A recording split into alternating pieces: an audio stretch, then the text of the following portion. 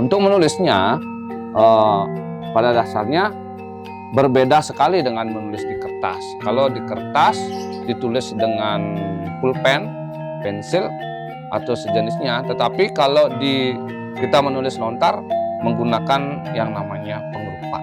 Ini pengerupak. Jadi pengerupak ini seperti pisau, tetapi dia bermata 3. Jadi memiliki teknik tersendiri jika kita menulis menggunakan pengerupak. Berbeda sekali penulisan menggunakan pensil atau pen seperti itu. Terus ada hal yang dilupakan dalam menyurat lontar, yaitu namanya sumpe. Ini namanya sumpe. Sumpe adalah alat untuk menjepit. Yang ini terbuat dari bambu. Sebelum ada penjepit modern seperti ini. Jadi ini namanya sumpe namanya. Ini sangat dilupakan sekarang. Jadi ini berbahan dari bambu. Fungsinya untuk menjepit lontar ketika kita berproses untuk menulis lontar. Nah, dalam menulis lontar, jadi ada sebuah kasanah yang kita pegang seperti ini, isinya uleng akene tri permanan maring tungtunging pengrupa. Kalau kita artikan, satukanlah tri permana. Tri permana itu terdiri dari 3, bayu, sabda, dan idep. Bayu itu adalah tenaga, sabda itu adalah ucapan, idep itu adalah pikiran. Jadi satukan tenaga, ucapan, pikiran pada ujung pengrupa. Nah, dasar ini menjadikan kasanah daripada nyurat lontar itu adalah bagian daripada yoga. Jadi orang-orang Bali dulu atau leluhur-leluhur kita itu salah satu media untuk meditasi yaitu adalah nyurat lontar. Jadi dalam penulisan lontar, nyurat lontar itu harus kita belajar berkonsentrasi. Istilahnya kalau di Bali itu ngeret indriya atau pengendalian diri, pengolahan napas itu ada di dalam disiplin ilmu menyurat lontar. Karena ketika kita tidak bisa mengatur napas dalam menyurat lontar, pengrupa itu akan tidak jalan. Secara ilmiahnya, lontar memiliki serat lontarnya. Ketika kita tidak bisa merasakan dengan pengaturan napas itu, sehingga ujung pengrupa itu tidak akan jalan. Gitu.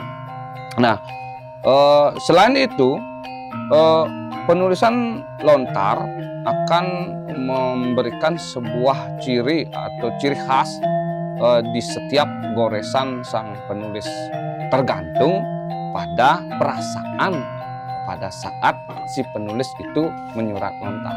Seandainya dia senang, seandainya dia marah, seandainya dia galau, tulisannya pun atau karakteristik tulisan itu pun akan mengikuti daripada perasaan yang dibawa oleh si penulis tersebut. Nah, cuman di zaman modernisasi sekarang ini, lontar mulai dilupakan. Padahal seni, budaya, tradisi yang hidup berkembang di Bali itu akarnya adalah di lontar itu sendiri. Kasana-kasana budaya, kasana kesenian yang ada di Bali itu akarnya adalah di dalam lontar.